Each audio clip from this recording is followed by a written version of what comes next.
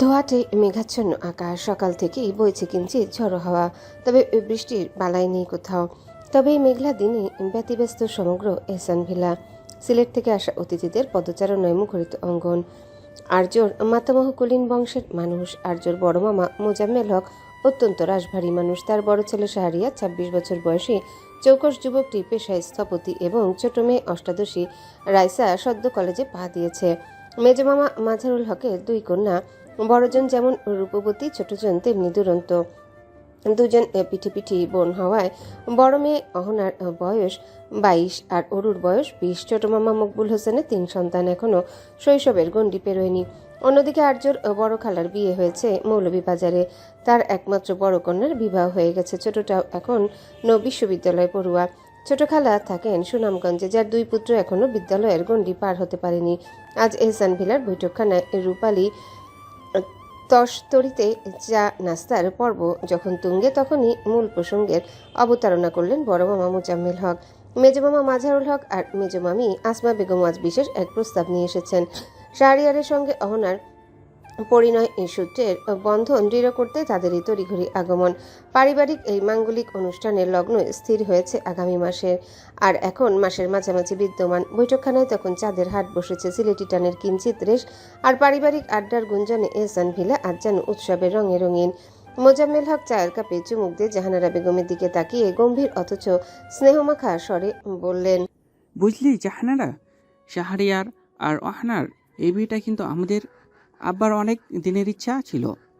2 ভাই বোনের ছেলে মেয়ের মিলন হবে, এর চেয়ে খুশির খবর আর কি আছে। তাই বিয়েটা সামনের মাসে 10 তারিখেই ঠিক করি, কি বলিস? মাঝারুল হক পাশ থেকে সায় দিয়ে বললেন, একদম ঠিক, আমরাও চাই শুভ কাজটা দ্রুত সেরে ফেলতে। এর জন্যই বলছিলাম আপা, তুই যদি কালকেই আমাদের সাথে যাস তাহলে সবচেয়ে বেশি ভালো হয়। আম্মাও তোর কথা বলে, আর এখন তো আরজও এসেছে। জাহানারা বেগম সম্মতিসূচক মাথা নাড়িয়ে বললেন, আচ্ছা বেশ, যাব না হয়। ঠিক সেই মুহূর্তে রান্নাঘর থেকে বড় এক তস্তরিতে জুসের গ্লাস আর নাস্তা নিয়ে ড্রয়িং রুমে প্রবেশ করলো তৃষা। ওর ডান হাতটা এখনও পুরোপুরি শক্ত হয়নি, তবুও চঞ্চল মনে সবার সেবা করতেও মরিয়া।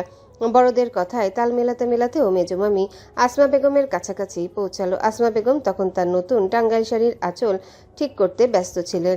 তৃষা ট্রেটা নামাতে গিয়ে হঠাৎ কার্পেটের কোণার উপর পাটা একটু মুচকে গেল। টাল সামলাতে না পেরে হাতের ট্রেটা কিঞ্চিত হেলে পড়ল। ওমা, এ কি করলো? তড়িৎ আর্তনাদে আসমা বেগম লাফিয়ে উঠলেন।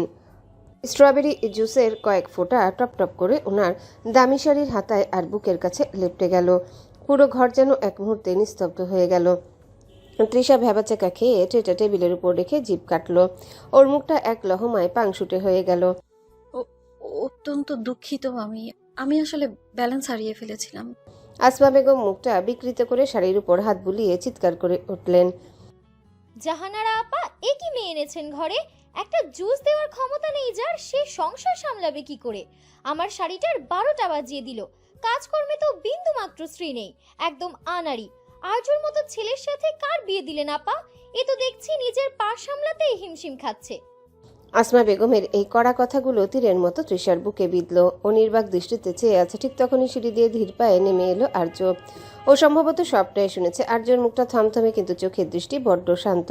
ও সরাসরি তৃষার পাশে এসে দাঁড়ালো। তৃষার কাঁধে হাত রেখে অত্যন্ত গম্ভীর অথচ স্পষ্ট স্বরে আসমা বেগমের দিকে তাকিয়ে বলল, মামি, শাড়ির দাগ কিন্তু সাবানেই উঠে যায়, কিন্তু মানুষের মান সম্মানবোধ একবার দাগই হয়ে গেলে তা আর ধোয়া যায় না। তৃষা আপনার শাড়িটা নষ্ট করতে চায়নি, এটা সেরবে একটা অ্যাক্সিডেন্ট ছিল। আর ও কতটা আনাড়ি বা কতটা দক্ষ সেটা বিচার করার জন্য স্বামী হিসেবে আমি একাই যথেষ্ট। আপনারা এখানে মেহমান হয়ে এসেছেন, আনন্দ করতে এসেছেন। আশা করি ছোটখাটো বিষয়ে একটু কথা বলে এই সুন্দর পরিবেশটা আর তেতো করবেন না। আর্য এবার তৃষার দিকে ফিরল। ওর কণ্ঠস্বরটা এবার একটু বেশি মোলায়েম। সবাইকে শুনিয়ে ও তৃষার উদ্দেশ্যে বলল, আর তৃষা, তুমি এখানে কেন? তোমাকে কিছু করতে বলা হয়েছে? যাও, গেট রেস্ট নাও। Are you sick? And don't ever think you are alone in this. I am right here with you always. আর্যর বলিষ্ঠ উত্তর শুনে আসমা বেগম চুপসে গেলেন। বড় মামা মোজাম্মেল হক পরিস্থিতি সামলা দিতে বললেন, আরে বাদ দাও তো, ছোট মানুষ, ভুল হতেই পারে। আর্য ঠিকই বলেছে, চলো আমরা বিয়ের বিষয়ে আলাপ করি। তৃষা বিস্ময় বিহবল নেত্রে আর্যর পানে চাইল, সে দৃষ্টিতে কৃতজ্ঞতার প্লাবন আর নির্ভরতার এক অবর্ণনীয় আবেশ মিলেমিশে একাকার। ও হয়তো ভাবতে পারেনি আর্য কিভাবে সঙ্গ দিবে। অতঃপর আর্যর অভয়বাণী হৃদয়ে মেখে অবনত মস্তকে ধীর চরণেও 2 তলার উদ্দেশ্যে প্রস্থান করল। সমগ্র মধ্যাহ্ন জুড়ে চলেছে বর্ষণের প্রবল দাপট। ধরিত্রী যেন এক অদ্ভুত প্রশান্তিতে অবগাহন করছে। সন্ধ্যা নামার কিছুকাল পরে বৃষ্টির সেই উন্মত্ততা স্তিমিত হয়ে এলো। দুর্লেখ গাত্র হতে ঝরা অবিরল ধারা এখন মৃদু ঝিরঝিরে পবনে রূপ নিয়েছে। সেথায় এখন কেবল অলস মেঘের আনাগোনা। ভেজা পিচঢালা পথ আর গাছগাছালির ডগা থেকে টুপটুপ করে ঝরে পড়া জলবিন্দুর জানান দিচ্ছে এক পশলা ঝড়ের অবসান হয়েছে। শান্ত ধরণী এখন নিস্তব্ধতা চাদর মুড়ি দিয়ে রজনীর অপেক্ষায় প্রহর গুনছে। তৃষা ব্যালকনিতে বসে বৃষ্টিস্নাত পরিবেশ উপভোগে ব্যস্ত। ঝিরিঝিরি বাতাস ওর একগুচ্ছ কেশ নিয়ে অবাধ্য খেলায় মত্ত হয়েছে, আর সেগুলোই থামানোর ব্যর্থ প্রচেষ্টা করছে ও। হঠাৎ পেছন থেকে ভেসে আসা পৌরুষ পদধ্বনিতে পিছনে ঘুরে তাকালো ও। আর্য ভেতরে ঢোকার আগে একবার দরজায় টোকা দিতে চেয়েছিল, কিন্তু তৃষা তাকাতেও সেটা না করে সরাসরি রুমে প্রবেশ করলো। তৃষা ওকে দেখে তৎক্ষণাৎ ভিতরে ঢুকতে গিয়ে আবারও হোঁচট খেয়ে পড়তে গেল। তবে এবার আর পারল না। দ্রুত পদক্ষেপে আটকে ধরলেও জানালার শিকটা। আর্য এক ঝলক গম্ভীর দৃষ্টিতে তাকালো। তৃষার মনে হলো এই বুঝি বকবে লোকটা, কিন্তু এবার আর সেটা ঘটল না। বরঞ্চ আর্য ভরাট কণ্ঠে বলল, রেডি হয়ে নিন, আমরা বের হব।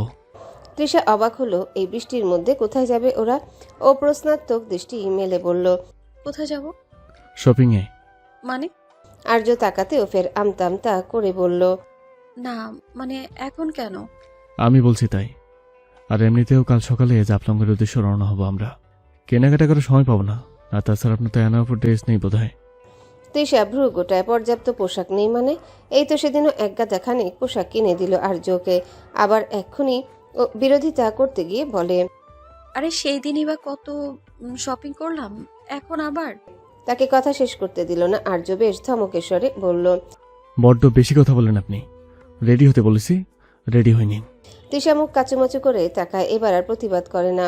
আর্য আর কিছু না বলে রুম থেকে বের হতে উদ্যত হয়। প্রায় চলেই গিয়েছিল দরজার চৌকাঠে বেরোবে, ঠিক ততক্ষণেই তৃষা ওকে পিছু ডেকে বলে। এই যে শুনুন। আর্য ঘুরে তাকায়। হুম। টুইঙ্কেল কোথায়? না মানে ও যাবে না? না, বৃষ্টির ভিতরে ওকে নেব না। এ মা, সে কি? কেন? ও আচ্ছা, বৃষ্টির জন্য তো। হুম। আচ্ছা কথা শেষ করে আর্য যেই না বের হবে আবারও তৃষা ওকে ডাকলো। আচ্ছা শুনুন, আর্য ফের ঘুরে তাকায়। মেয়েকে না নিয়ে গেলে কান্নাকাটি করবে না? না, ও ওর দাদির কাছে থাকবে। আপনি বলেছেন ওকে? হুম। আচ্ছা। আর্য এবার প্রস্তুত। দ্রুত বের হয়ে গাড়ি বের করবেও, কিন্তু ওই যে আবারও ডাকলো তৃষা ওকে। শুনুন না। আর্য আবারও ঘুরে তাকালো, তবে এবার কিঞ্চিত ভ্রু গোটানো। এদিকে বারবার ডাকায় কিছুটা ইতস্তত তৃষা নিজেও। জোরপূর্বক হেসে পরিস্থিতি সামাল দেওয়ার বৃথা চেষ্টা করছে ও। কিছু বলার আগে আর্য ওর দিকে এগিয়ে আসলো। তৃষা ভাবলো এই বুঝি লোকটা ধমক দেয়, তবে এবার আর তেমন কিছুই হলো না। আর্য সোজা এগিয়ে এসে বিছানার উপর বসে বলল, বলুন, আগে আপনার সব কথা শুনি, তারপর যাব না হয়। একে একে সব কথা শেষ করেন আপনি। দেখি আপনার ঝুলিতে কত কত জমা আছে। আর্যর এমন অতর্কিত শান্ত আত্মসমর্পণে তৃষার হৃদস্পন্দন এক লহমায় অবাধ্য হয়ে উঠল। ললাটে বিন্দু বিন্দু ঘাম আর কম্পিত ওষ্ঠা ধরে এক লাজুক বিহবলতা খেলে গেল। আর্যর এই প্রশান্ত ভঙ্গি দেখে তৃষা বড্ড অপ্রস্তুত বোধ করল ও ওড়নার কোণটা আঙ্গুলে পেঁচাতে পেঁচাতে আলতো হেসে বলল, ইয়ে মানে আমি বলছিলাম বলুন, শোনার জন্য তো বসে আছি। আসলে হুম। তৃষা এবার সমস্ত সাহস এক লহমায় সঞ্চয় করে বলেই ফেলল, আচ্ছা আপনি আবার আমাকে আপনি করে কেন বলছেন? মানে? না মানে একবার আপনি একবার তুমি শুনতে কেমন যেন লাগে না? আর্য চোখ সরু করে বলল, তাহলে এখন সলিউশন কি? অলওয়েজ তুমি করে বলবেন। হুম। হঠাৎ মুখ ফসকে এমন কথা বলে নিজেও কিছুটা বিভ্রান্ত তৃষা। ওর অস্বস্তি দূর করতে আর্য তৎক্ষণাৎ বিছানা ছেড়ে উঠে পড়ল। বেরিয়ে যেতে যেতে বলল, দ্রুত আসুন, কুইক।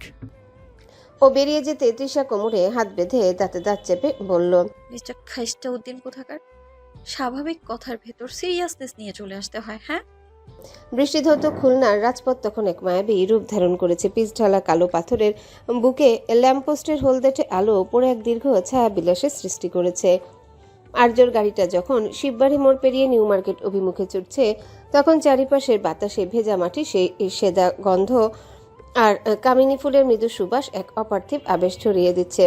বাজারের আধুনিক বিপণী বিতানগুলোর কাছের দেয়ালে বৃষ্টির শেষ বিন্দুগুলো তখনও মুক্তদানার মতো জমে আছে, যা নাগরিক জৌলুসের মাঝেও এক স্নিগ্ধ বিষণ্ণতা ফুটিয়ে তুলেছে। বর্ষণ পরবর্তী নিস্তব্ধ শহরে জনসমাগম আজ কিঞ্চিত বিরল হলেও শপিং মলের উজ্জ্বল আলোকসজ্জায় তৃষার চোখ ধাঁধিয়ে যাওয়ার জোগাড়। আর্য অত্যন্ত শান্ত পায়ে ওর পাশে হাঁটছে। ভিড় এড়াতে আর্য বারবার তৃষাকে নিজের বাহুর ঘোর টোপে আগলে রাখছে, যাতে কেউ ধাক্কা না দেয়। একটা নামী পোশাকের দোকানের সামনে দাঁড়িয়ে আর্য ভেতরে প্রবেশ করার ইশারা করলো। সেলস গার্ল এগিয়ে আসতে আর্য নির্বিকার গলায় বলল, ওনাকে লেটেস্ট ডিজাইনের কিছু শাড়ি আর সেলার কামিজ দেখান। কালার যেন একটু সলিড আর এলিগেন্ট হয়। তৃষা আর কিছু বলার সুযোগ পেল না। সেলস গার্লটা বিনম্র হেসে ওকে নিয়ে ভেতরে গেল। সেলস গার্ল যখন একের পর এক জমকালো শাড়ি আর সালোয়ার কামিজ আর বাহারি পোশাকের পসরা মেলে ধরেছিল, তৃষা তখন দামের ট্যাগ দেখে রীতিমতো আটকে উঠেছে। আর্যর কানের কাছে মুখ নিয়ে ফিসফিস করে বলল, এই যে মিস্টার, আপনি কি ব্যাংক লুট করে নিয়ে এসেছেন?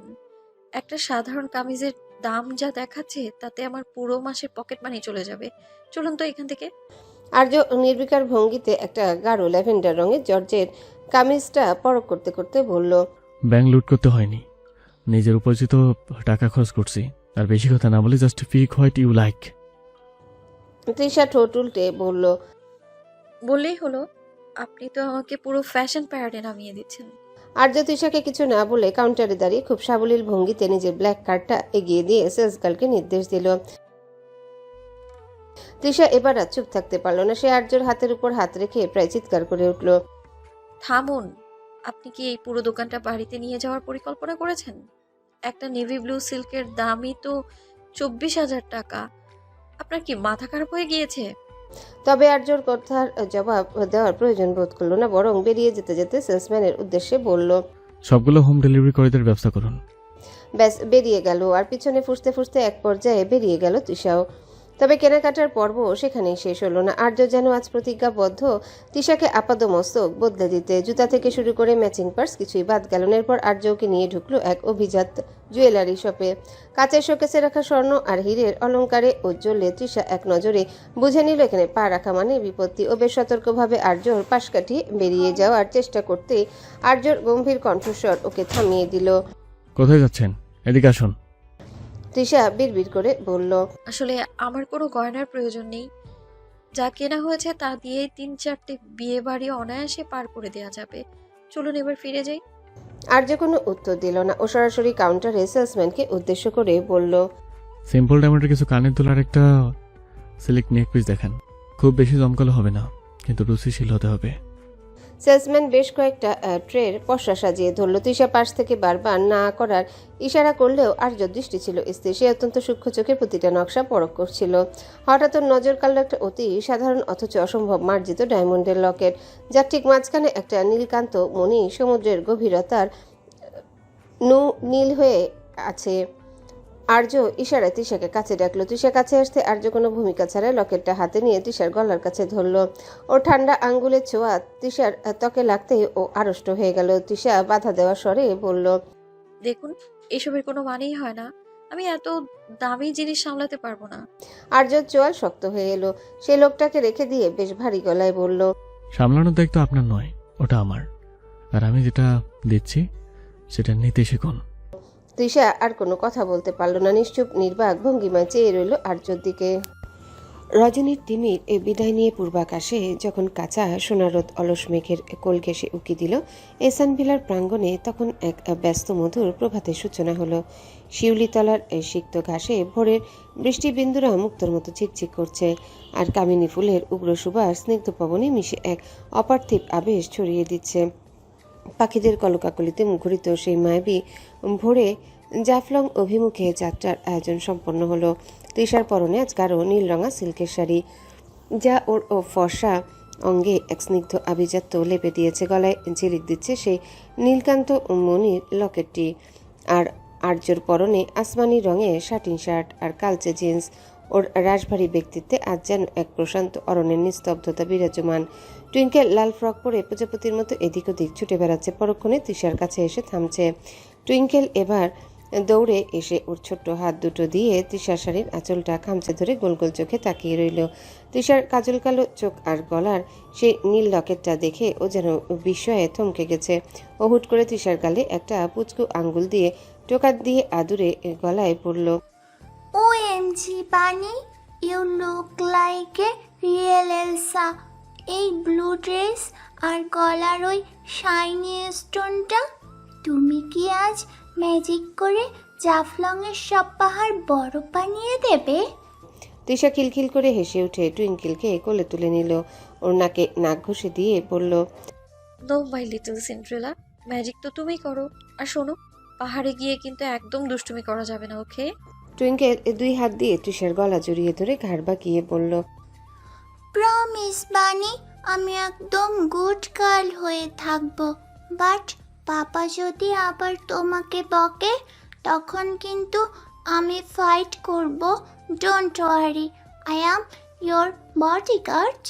তৃষার কপালে একটা শব্দ করে চুমু খেলো। ওরা যখন এমন খুনসুটিতে মত্ত ঠিক তখনই ভেসে আসলো আর্যর গম্ভীর কণ্ঠস্বর। আই থিঙ্ক বেলা বাড়ছে, কমছে না।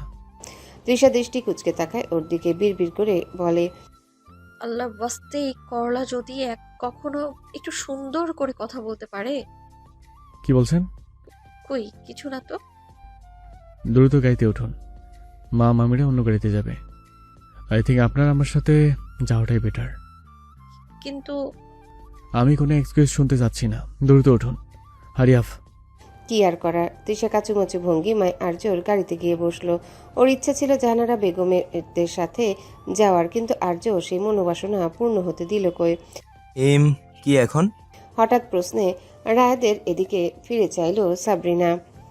ঢাকা বিশ্ববিদ্যালয়ের কোল ঘেঁষে সদ্য গড়ে ওঠে এই ক্যাফেটেরিয়াটি যেন নাগরিক কোলাহলের মাঝে এক চিলতে স্নিগ্ধ অরণ্য। দেয়ালের কোণে ঝুলন্ত লতানো গাছ আর মৃদু নীল আলোর মায় এক অপার্থিব নিস্তব্ধতা বুনছে এখানে। কফি সুবাস আর হালকা ধোয়ার কুণ্ডলি বাতাসে মিলাচ্ছে। বিশ্ববিদ্যালয়ে একটা জরুরি দাপ্তরিক কাজে আজ ক্যাম্পাস অবধি আসতে হয়েছিল রায়াতকে। কাজ শেষে যখন ও ফিরছিল তখনই দেখা হয়েছে সাবরিনার সাথে। সাবরিনাও আজ আসে বান্ধবী জ্যোতিকার বাসায়। পরিচিত দুটি মুখ যখন এই চেনা রাজপথে আচমকা মুখোমুখি হলো, তখন গন্তব্যের তারা ভুলে দুজনে আশ্রয় খুঁজল এই নবীন ক্যাফেটেরিয়া নিভৃত কোণে। আপাতত ঢাবিতে চান্স পেতে চাই। রায়াত আলতো করে চুমুক দিল কফিতে। ও হ্যাঁ, তোমার তো এইচএসসি আছে সামনে, তা প্রিপারেশন কেমন? ভালোই। শুধু ভালো? তোমার ভাইয়া তো অনেক বড় একজন সার্জেন্ট, ফ্যামিলির দিক থেকে চাপ আসে না? না ভাইয়া, আমাকে কখনো চাপ দেয় না। তাহলে তো গুড। হুম। তো এদিকে কেন এসেছিলে, বলে না তো? ওই একটা ফ্রেন্ডের বাসায়। ও।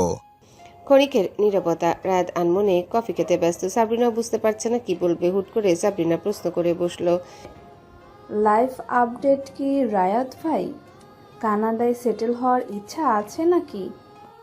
একদম না, এখানে কিছু একটা করতে চাই। আচ্ছা তাহলে আজকে উঠি, নেক্সট টাইম কথা হবে। অ্যাকচুয়ালি আমি বিজি ছিলাম, বাট তোমাকে দেখে একটু ভাবলাম কথা বলি। ডোন্ট মাইন্ড, বাট এখন উঠতে হবে। আচ্ছা, প্রবলেম নাই। পিচ ঢালা মসৃণ রাজপথ চিরে আর্যর শ্বেতশুভ্র যানটি যখন জাফলংয়ের পানে ধাবমান, বাতাসের শো শো শব্দে যেন এক আদিম মায়াবী মূর্ছনা বেজে উঠল। অঞ্জন মেয়ের কোল ঘেঁষে আসা রোদ জানালার শাসি চুয়ে তৃষ্ণার লাবণ্যময়ী মুখে এক অদ্ভুত আলপনা এঁকে দিচ্ছে। অবাধ্য কেশগুচ্ছ অবিরল নৃত্যে মত্ত হয়ে ওর ললার আর গণ্ডদেশ স্পর্শ করছে বারবার। তৃষা মগ্ন হয়ে দেখছে দুপাশে দ্রুত সরে যাওয়া শ্যামল বনানী স্নিগ্ধ রূপ। টুইঙ্কেল তখন তৃষার পাশের সিটে নিজের খেলনাগুলো নিয়ে মহাব্যস্ত। কখনো সে জানালার বাইরে হাত বাড়িয়ে মেঘ ধরার ব্যর্থ চেষ্টা করছে, আবার কখনো গুনগুন করে নার্সারি রাইমস গাইছে। আর্যর বলিষ্ঠ হাত দুটি স্টিয়ারিংয়ে স্থির থাকলেও তার তীক্ষ্ণ দৃষ্টি বারবার আর চোখে তৃষার দিকে নিবদ্ধ হচ্ছে। তৃষার শাড়ির নেভি ব্লু রংটা এই সকালের আলোয় যেন সমুদ্রের নীলকেও হার মানা। হঠাৎ আর্যর গম্ভীর কণ্ঠস্বর গাড়ির ভেতরে সেই প্রশান্তিকে মৃদুভাবে স্পর্শ করলো। জানলাটা একটু তুলে দিন তৃষা, বাতাসে চাপড়ে আপনার চোখ মুখ লাল হয়ে যাচ্ছে। আর ওই চুলগুলো সামলাতে পারছেন না যখন, তখন আটকে রাখলেই তো হতো। তৃষা চুলের গোছাগুলো কানে গুজে দিয়ে বলল, আপনার কি সব কিছুতেই প্রবলেম? আর্যর দিকে চেয়েও ওর মনোভাব বুঝতে ব্যর্থ হলো তৃষা। তবে এ দৃষ্টি ঘোরানো ঠিক পূর্ব মুহূর্তে আর্যর নির্বিকার কণ্ঠ ভেসে আসলো। প্রবলেম অফকোর্স, আমার ড্রাইভিংয়ে কনসেন্ট্রেট নষ্ট হচ্ছে। আপনার ওই অবাধ্য চুলগুলো বারবার আমার দৃষ্টি সীমানায় বিভ্রান্ত তৈরি করছে। তৃষা থমকে গেল। আর্য সরাসরি এমন স্বীকারোক্তিতে ওর বুকের ভেতরটা হঠাৎ অলিচ্ছন্দে স্পন্দিত হতে লাগলো। ওই স্তব্ধ হয়ে রইল কিছুক্ষণ। অতঃপর দ্রুত জানালার কাজটা তুলে দিয়ে মুখ ফিরিয়ে নিল বাইরের দিকে। টুইঙ্কেল পেছনের সিট থেকে মাথা নাড়িয়ে আধো আধো গলায় বলল, পাপা, তুমি কি আবার বাণীকে বকছো? আমি কিন্তু সিগন্যাল দিচ্ছি, স্টপ ইট।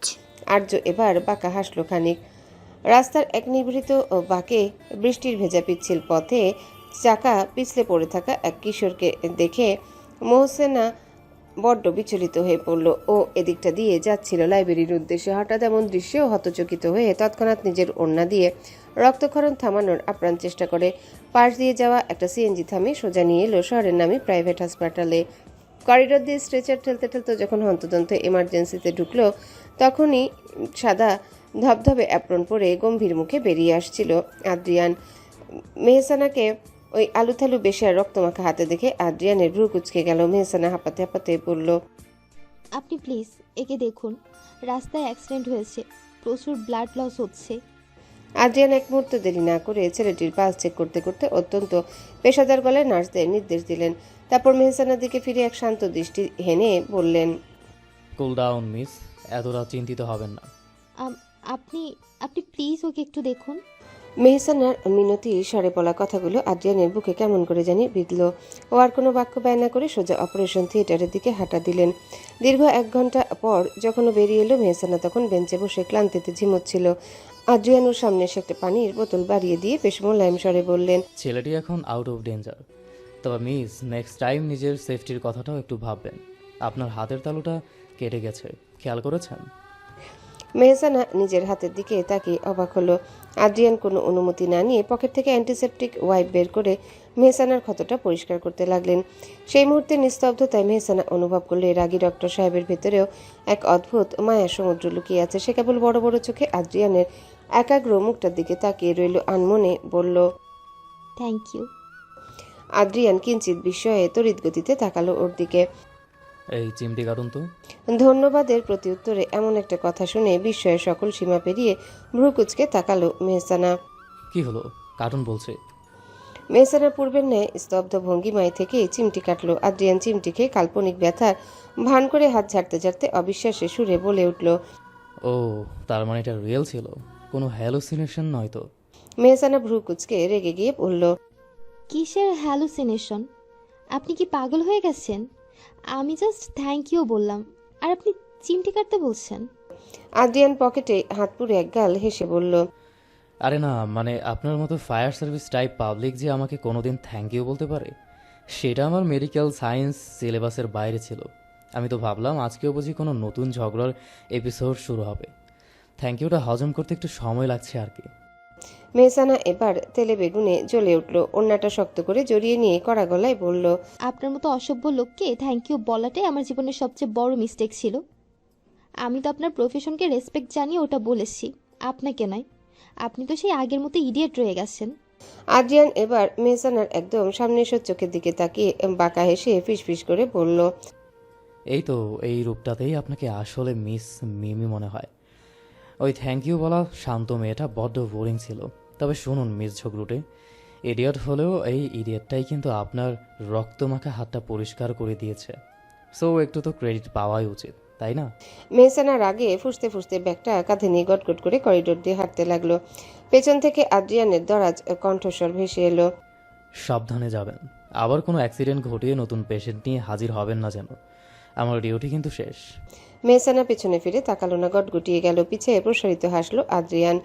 নিশুতি এই রাতের নিবিড় আধারে জাফলংয়ের বুক চিরে ধাবমান আর্যর গাড়িটি যখন এক অভিজাত্য মণ্ডিত সিংহদ্বারের সম্মুখে এসে থমকে দাঁড়ালো, তখন চরাচর জুড়ে এক আদিম স্তব্ধতা বিরাজমান। দূর পাহাড়ের গায়ে জোনাকির আলপনা আর ঝিঝি পোকার ঐকতানে রজনী তখন বড্ড রহস্যময়ী। সম্মুখে দণ্ডায়মান সেই সুবিশাল প্রাচীন জমিদার বাড়িটি যেন ইতিহাসের এক ধূসর দলিল। প্রাচীন জমিদারি আমলের কারুকাজ খচিত খিলান আর লোনা ধরা ইটের পাজরে এখন আধুনিকার প্রলেপ মাখানো সুবিস্তৃত বাড়িতে এলাকায় তালুক মঞ্জিল নামে খ্যাত। সুবিস্তৃত বাড়িটি এলাকায় তালুকদার মঞ্জিল নামে খ্যাত। আর এটাই আর্যর মামা বাড়ি। ইঞ্জিন বন্ধ করে একবার পাশের সিটের দিকে তাকালো। তৃষা তখন গভীর ঘুমে আচ্ছন্ন। সারাদিনের ভ্রমণ ক্লান্তি আর নেভি ব্লু শাড়ির ভারী ভাজে ও যেন এক শ্রান্ত পরিশ্রান্ত মায়াবতী। ওর মাথাটা জানালার কাছে সাথে ঠেস দিয়ে রাখা, ঠোঁট দুটো কিঞ্চিত ফাঁকা হয়ে আছে গভীর প্রশান্তিতে। টুইঙ্কেলের পিছনের সিট থেকে হাই তুলে চোখ কসলাতে কসলাতে নেমে এলো। আর্যর প্যান্টের কোনা ধরে টান দিয়ে নিচু স্বরে ফিসফিস করে বলল, বাবা, ও বাবা, বানি তো ঘুমিয়ে একদম আইসক্রিম হয়ে গেছে। এখন ওকে কে জাগাবে? আর্য টুইঙ্কেলের মাথায় হাত রেখে ইশারায় চুপ থাকতে বলল। ও গাড়ি থেকে নেমে তৃষার পাশের দরজাটা সন্তর্পণে খুলল। পাহাড়ি ঠান্ডা বাতাস ওর নাকে লাগতে তৃষা সামান্য নড়ে চড়ে বসলো, কিন্তু ওর ঘুম ভাঙল না। আর্য একবার ভাবলো ওকে ডাকবে, কিন্তু তৃষার সেই নিষ্পাপ ঘুমন্ত মুখশ্রীর দিকে তাকিয়ে আর ওর ঘুম ভাঙাতে পারল না আর্য এবার নিজের বলিষ্ঠ হাত দুটি তৃষার পিঠার হাঁটুর নিচে গলিয়ে দিয়ে এক ঝটকায় ওকে কোলে তুলে নিল। নেভি ব্লু শাড়ির আঁচলটা মেঝের দিকে ঝুলে পড়তেই আর্য টুইঙ্কেল ওটা সামলে নিল। টুইঙ্কেল এর পাশে পাশে নাচতে নাচতে এগোচ্ছিল। তালুকদার মঞ্জিলের বিশাল কাঠের দরজা দিয়ে যখন আর্য তৃষাকে কোলে নিয়ে ভেতরে প্রবেশ করলো, বাড়ির সদর মহলে তখন বাতি জ্বলছে। বড় মামা মোজাম্মেল হক আর বাড়ির অন্য মেহমানরা অবাক বিস্ময়ে এই দৃশ্য অবলোকন করলেন। আর্যর মতো এক রাশভারী কঠোর ডিসিপ্লিন মানুষ যে এভাবে পরম মমতায় নিজের স্ত্রীকে আগলে নিয়ে আসতে পারে তা যেন সবার কাছে এক নতুন গল্প। গুজুর ফুসুর হলেও খানিক উপস্থিতিদের মাঝে। তবে সেটিকে তোয়াক্কা না করে আর্য তৃষাকে নিয়ে কাঙ্ক্ষিত গন্তব্যের উদ্দেশ্যে পাড়ি জমালো। দীর্ঘ তন্দ্রাচ্ছন্নতার অবসান ঘটিয়ে পিটপিটিয়ে চোখ মেলতে তৃষার সামনে দৃশ্যমান হলো কয়েক জোড়া চঞ্চল দৃষ্টি, যারা বিস্ময়ীভূত দৃষ্টিতে অবলোকন করছে তাকে। ঘুম ভেঙে এমন দৃশ্যে কিছুটা ঘাবড়ে গেলেও পরক্ষণে পাশে বসা টুইঙ্কেলকে দেখে কিছুটা নিশ্চিন্ত হলো। এদিকে ওর ঘুম ভাঙতে টুইঙ্কেল উৎসুক দৃষ্টিতে ওর দিকে তাকিয়ে বলল, ও বানি, তুমি উঠলে তাহলে? তৃষা ঘুম ঘুম কণ্ঠে বলল, সুইটহার্ট। জানো বানি কি হয়েছে? কি সুইটহার্ট? তুমি তো ঘুমিয়েছিলে, তাই বাবা তোমাকে হিরোদের মতো করে কোলে করে নিয়ে এসেছিল এখানে। আর জানো তো, তখন সবাই তোমার আর পাপার দিকে তাকিয়েছিল। টুইঙ্কেলের কথাগুলো কর্ণগোচর হতে শ্রবণাঞ্জয় ঝাঝা করে উঠল। তৃষা দৃষ্টি বিস্ফোরিত লজ্জায় মনে হলো ধরিত্রী দ্বিধা হোক আর ও তার মধ্যে ঢুকে যাক। এরই মাঝে হঠাৎ এক নবকুড়ির দলবল ঘিরে ধরল ওকে। রাইসা ওর দিকে এগিয়ে এসে বিছানায় ধপাস করে বসে বলল, আরে ডোন্ট শাই ভাবিমণি, আমরা তো রীতিমতো ভরকে গিয়েছি ভাইয়াকে ওভাবে দেখে। মানে ওনার মতো মানুষ সোজা কোলে করে এন্ট্রি নিল। উপস, কি জোস লাগছিল। তৃষা ভালো করে তাকিয়ে দেখলো চঞ্চল অষ্টাদশী কন্যাটির পানে। রাইসা তৎক্ষণাৎ ওই দিকে তাকিয়ে খানিক প্রসারিত হেসে বলল, ও হ্যাঁ, তোমাকে তো আমার নামই বলিনি। আমি রাইসা, মেহেরা ইবনাত রাইসা, তোমার সব থেকে কিউট ননাস। এতক্ষণ সব ঠিক চলছিল, হুট করে রাইসার এমন কথায় তেরে আসলো রায়া। দাঁতে দাঁত চেপে বলল, তুই কিউট মানে? একটি কিউট নোনাস আমি ভাবিমণি, তাই না ভাবিমণি? তৃষা খানিক মিষ্টি হাসলো ওদের এমন খুনসুটিতে। তোমরা সবাই কিউট, আমার কিউটি কিউটি ননাস। ঝগড়া করো না প্লিজ। রাইসা ওকে মারতে আসা রায়ের হাতটা আটকে তৃষার উদ্দেশ্যে বলল, দেখেছো তো ভাবিমণি, কি পরিমাণ বাঁদরও। রায়া তৎক্ষণাৎ ওকে ছেড়ে দিয়ে বলল, তোর সাথে বোঝাপড়া পরে হচ্ছে।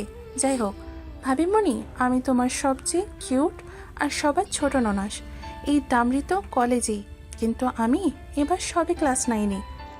রাইসা আর রায়ার খুনসুটি যখন তুঙ্গে, তখনই হাতে রূপালি ট্রে আর তাতে কয়েক গ্লাস লেবুর শরবত নিয়ে ঘরে প্রবেশ করলো অহনা। ওর শান্ত আর ধীর স্থির চলনই বলে দিচ্ছে ওই বাড়ির বড় মেয়ে। ঘরে ঢুকে রাইসা রায়াকে এক চিলতে কড়া নজরে দেখে নিয়ে ধমকে সুরে বলল, তোরা কি শুরু করলি বলতো? বেচারি তৃষা মাত্রই ঘুম থেকে উঠলো আর তোরা একটা কাকের মতো ওর উপর ঝাঁপিয়ে পড়লি। একটু নিঃশ্বাস নিতে দে ওকে।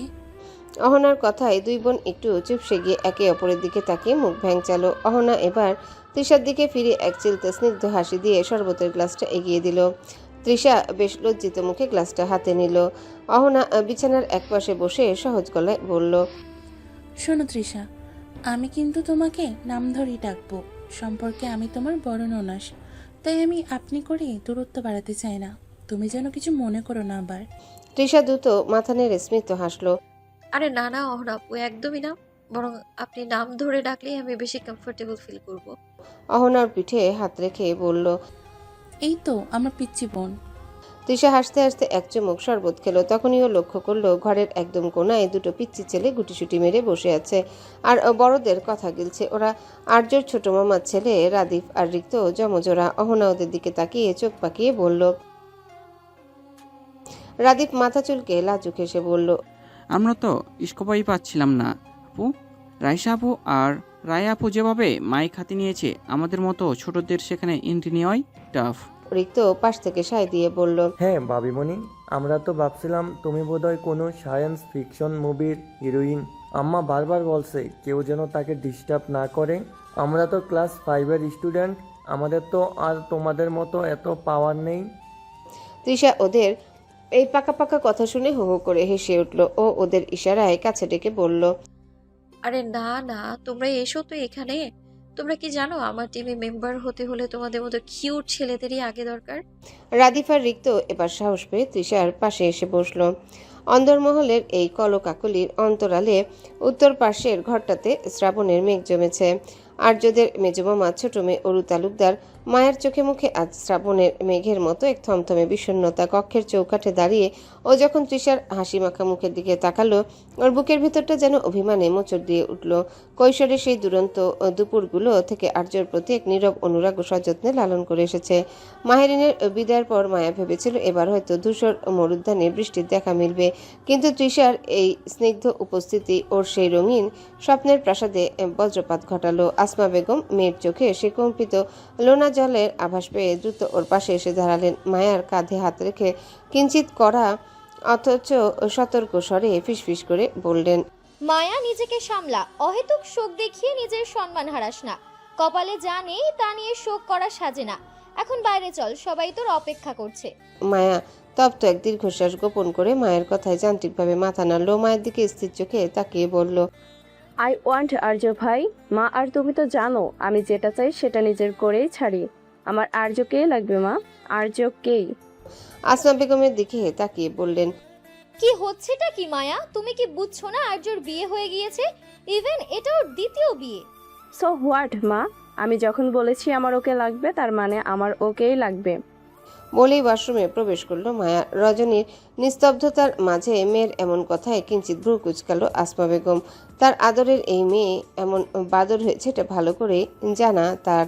তবে এতদিনের আবদারগুলো আসমা বেগম যেভাবে পারুক পূরণ করেছে, কিন্তু এটা কিভাবে সম্ভব?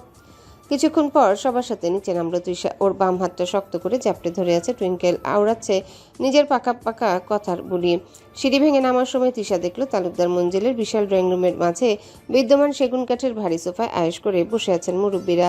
ছাদ থেকে ঝোলানো ভিক্টোরিয়ান ঝাল লণ্ঠনের মৃদু হলদেটে আলোয় দেয়ালে টাঙানো তৈলচিত্রগুলো এক মায়াবী রহস্যময়তায় জেগে উঠেছে। ধোয়া ওঠা এলাচ্চা আর গরম সিঙ্গারা সুবাসে ঘরটা আমোদিত।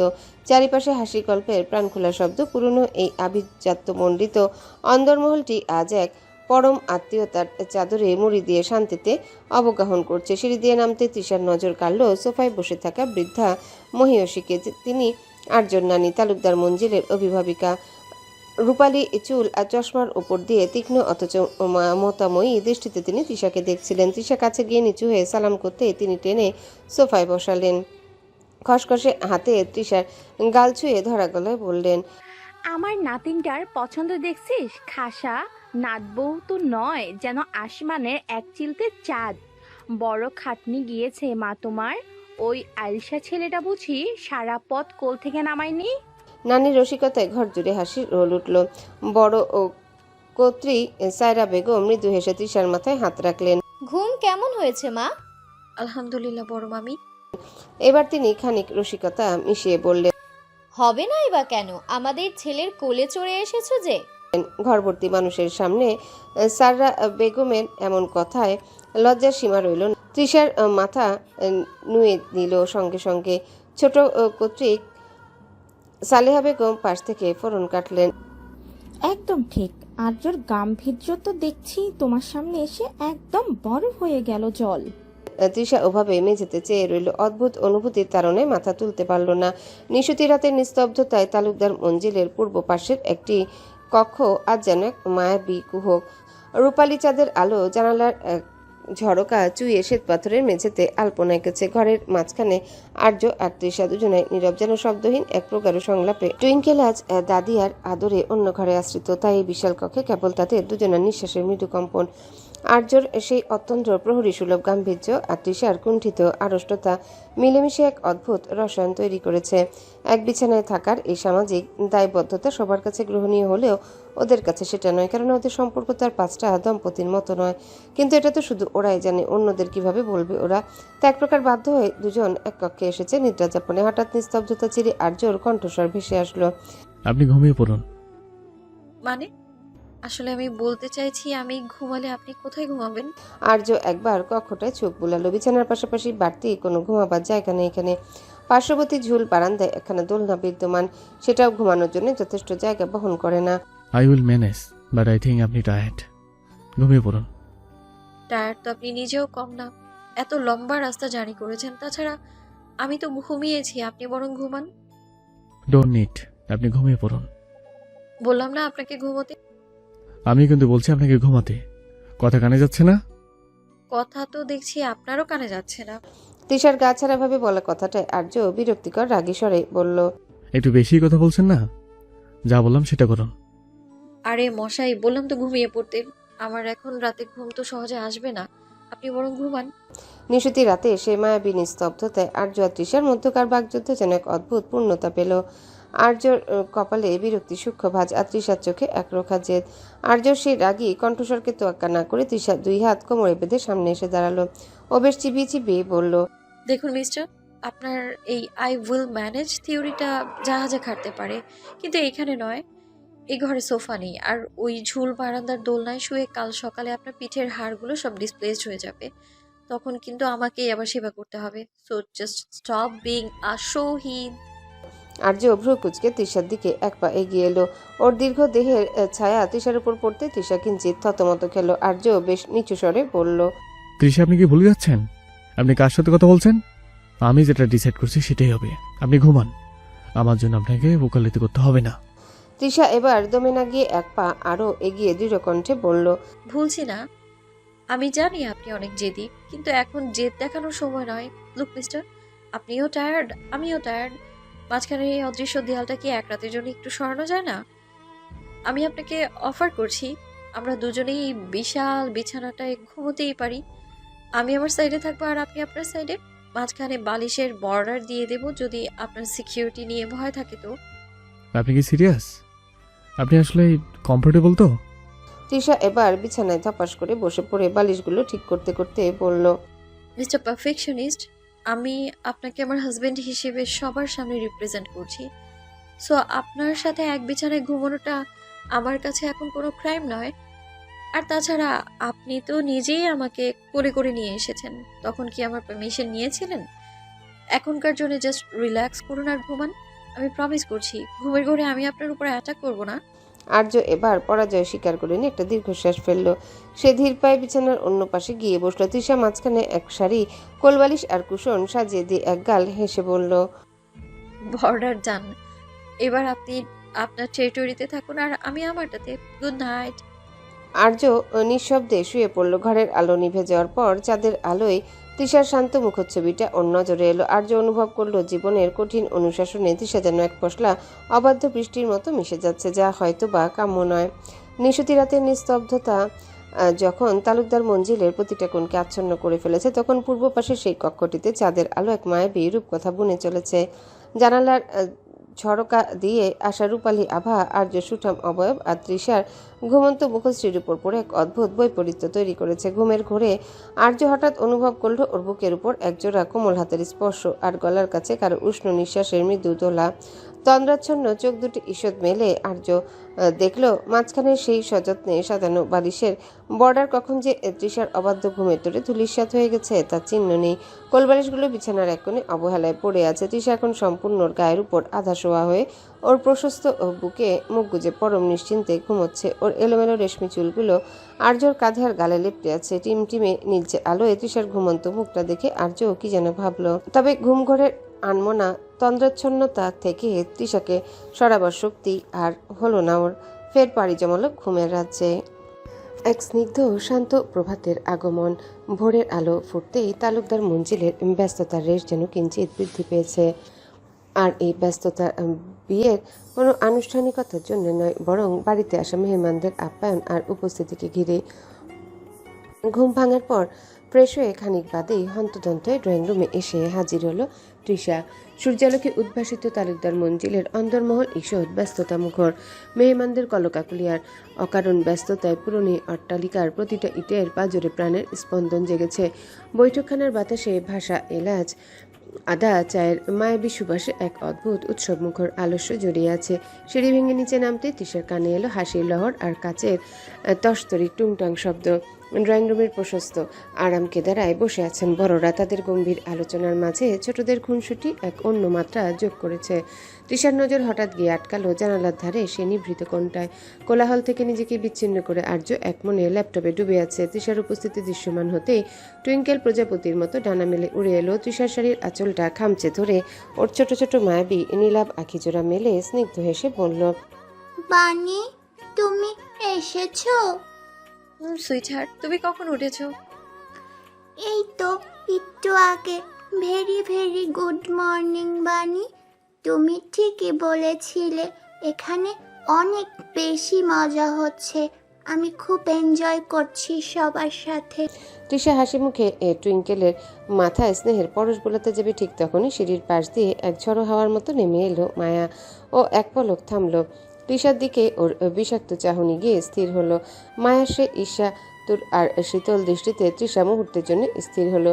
সামান্য ভ্রু গোটাতে মায়া কোনো কথা না বলে গটগট করে নিচে নেমেই এক পরিচারিকার উদ্দেশ্যে কঠোর কণ্ঠে বলল, what the hell are you doing Lamia? কি করিস কি সারাদিন? বলছি না সকালেই আমার লেবুর মধুর পানি রেডি করে রুমে রেখে আসতে? কথা কানে যায় না? শান্ত পরিস্থিতির মাঝে হঠাৎ মায়ের এমন রুক্ষ আচরণে সবাই ওর দিকে ফিরে চাইল।